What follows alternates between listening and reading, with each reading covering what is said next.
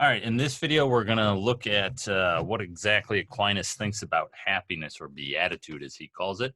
And in the course of trying to piece that together, to piece together his kind of general account of what beatitude is, I'm going to show you, explain to you how exactly the readings from Aquinas are structured. So I also put a guide for reading Aquinas up on the course website, so you can see that, a lot of that information. I'm going to show you what exactly all that means and how exactly we're supposed to read Aquinas. All right, so you should read over that guide. Here's the first part of the reading we have for today. It's from the Treatise on Happiness, question 3, Article 2. Yeah, you don't have to read Article 1. Article 1's up here. You don't have to read that because the assignment is just the assignment starts at question 3, Article 2. So you jump to Article 2. And Article 2 starts with a question. Is beatitude an operation? That is, an action. Now, the first thing to know about Aquinas, right? So everything we're reading from him is structured in this way. This first sentence is always going to be in some way the opposite of what Aquinas actually thinks. So here in Article 2 of question 3 of the Treatise on Happiness, the first sentence is, it seems that beatitude is not an operation or action. Aquinas thinks that's false. Aquinas is going to take an opposing view, right? So that first sentence is always the opposite of what Aquinas thinks. You know, one way you can think of it, stress the seems. It seems that beatitude is not an operation, but it is, right? That's what Aquinas thinks. It is, in fact, an operation, right? So that's confusing. The very first thing you read is the opposite of what he's going to argue for, is the opposite of what he thinks. To add to the confusion, so we get this sentence, which is not what he thinks. He thinks the opposite of that. And then he gives us a bunch of objections. And the number of objections varies from article to article. It's just however many he can kind of think of or are floating around during his time or whatever, right? And so we get, and they're always numbered. So in this case, we get 6 of them. The objections, what they are arguments or reasons for thinking that first sentence is true. They're arguments for thinking the first sentence is true. So there are arguments for thinking that this claim, this first sentence, which Aquinas thinks is actually false, they're arguments for thinking that it's true. That's what the objections are. So in a way, they're objections to Aquinas's view, right? They're not objections to this first sentence. Quite to the contrary, there are reasons for thinking the first sentence true. And she goes through them and gives them, okay, fine, right? That's what the objections are. There are reasons for thinking the first sentence is true. And then after the objections, we're always going to get a, but contrary to this. And this is where Aquinas states his own position. He states his own position in the, but contrary to this. Right? That's what Aquinas thinks. And then he gives this section where he begins by saying, I respond. And what this section is going to contain, the I respond, that's going to contain Aquinas's own arguments, typically, own reasons for thinking that his position, the position we get in the but contrary to this, arguments for thinking that his own position is correct, right? So the I respond contains some sort of reason or argument for what we find in the but contrary to this, right? The but contrary to this, that's Aquinas stating his position. The I respond contains in some way or another some sort of reason or argument for thinking that Aquinas' own position is correct, for thinking that the position stated in the but contrary to this is correct, right? And so if you're looking, if it's really easy to get lost in this, the way to kind of get your bearings and figure out what Aquinas actually thinks is by focusing on these middle sections, the but contrary to this and the I respond. That's Aquinas' view. And in general, when you're reading through this stuff, focus on that. That tends to be where the most important material is, not always. And we're going to talk about some of the things that occur in the objections, and then the last section, which I haven't talked about yet, the reply to the objections. Some of that material is very, very important. A lot of it's not. And so when you're reading through this, kind of skim the objections maybe, and then really focus on the but contrary to this and I respond, and then skim the replies. Often enough, however, there's the objections kind of very hit or miss, mostly miss in terms of what's going to be interesting for us. But contrary to this, I respond, very important. And the replies tend to have something important in them. So after giving the I respond, after giving the argument for his own position, he responds to all those objections from up above, right? So these objections from up above are reasons for thinking that this position, this contrary position, this position Aquinas thinks is false, these objections are all reasons for thinking it's true.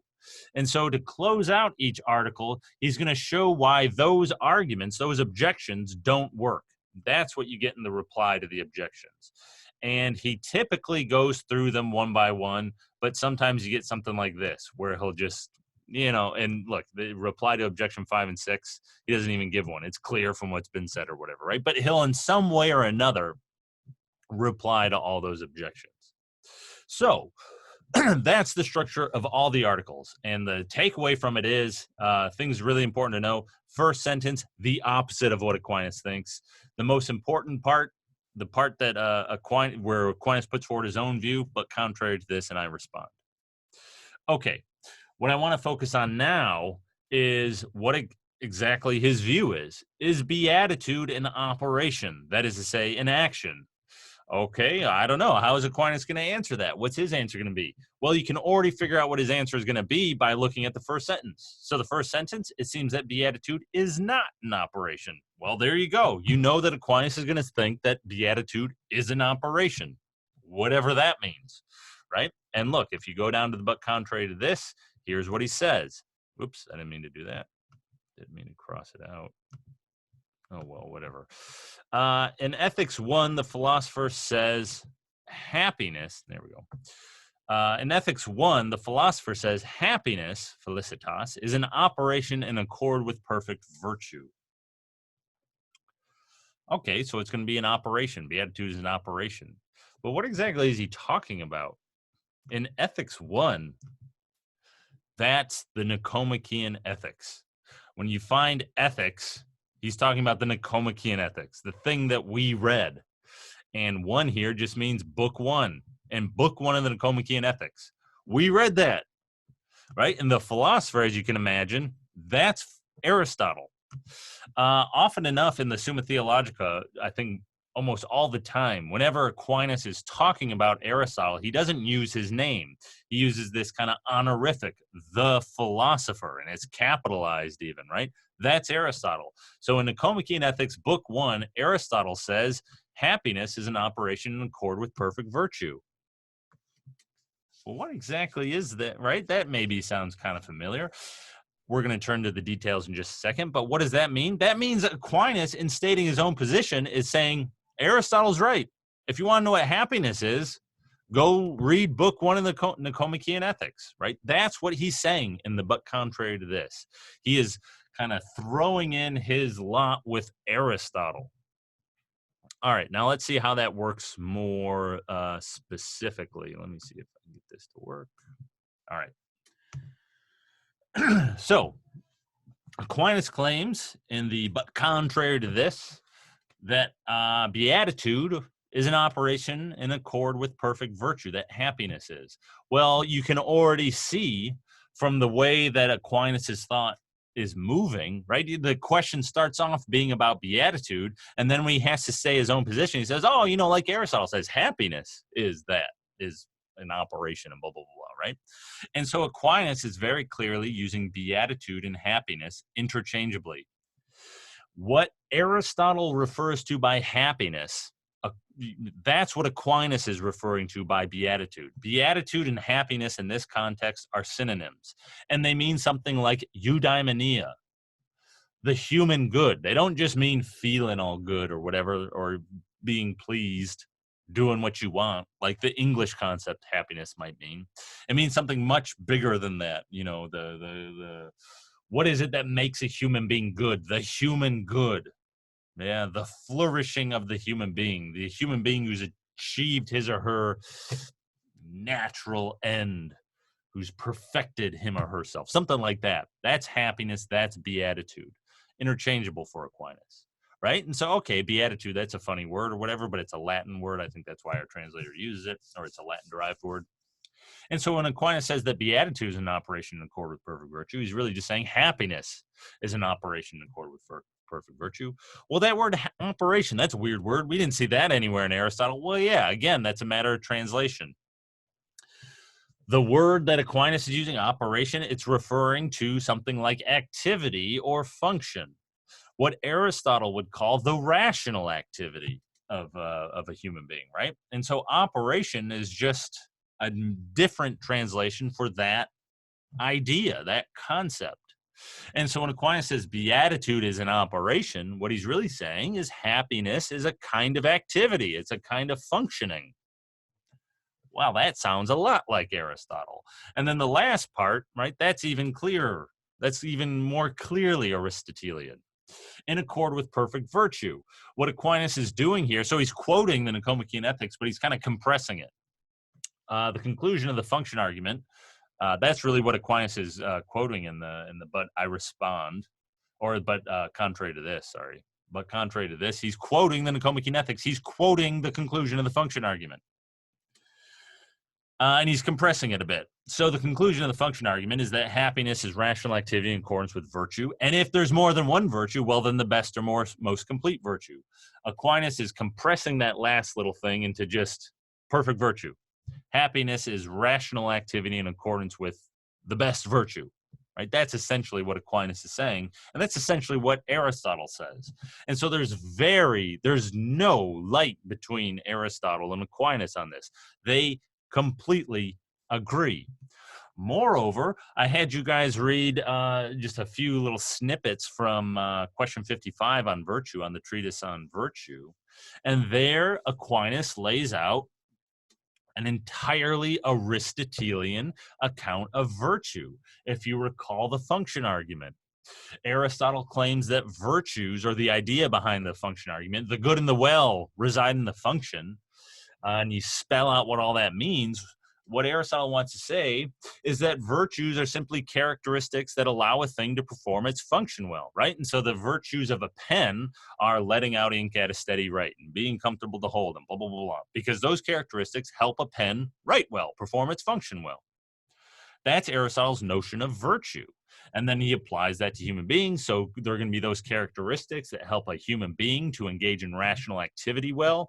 Those are going to be characteristics such as courage and practical wisdom and temperance and so on, right? Those are the virtues. Those are the characteristics that help you perform rational activity well.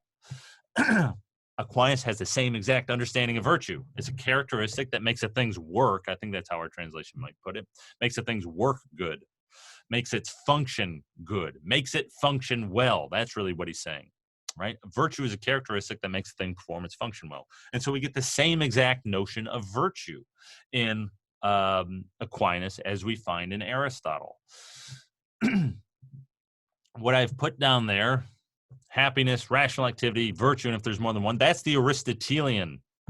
That's how Aristotle states it in the Nicomachean Ethics. You can just essentially then what Aquinas is stating here in the but contrary to this is just the conclusion of the function argument. He's just saying happiness is rational activity in accordance with virtue. And if there's more than one, well, then the best or most complete. That's what he means to be saying, and that beatitude is an operation in accord with perfect virtue, right?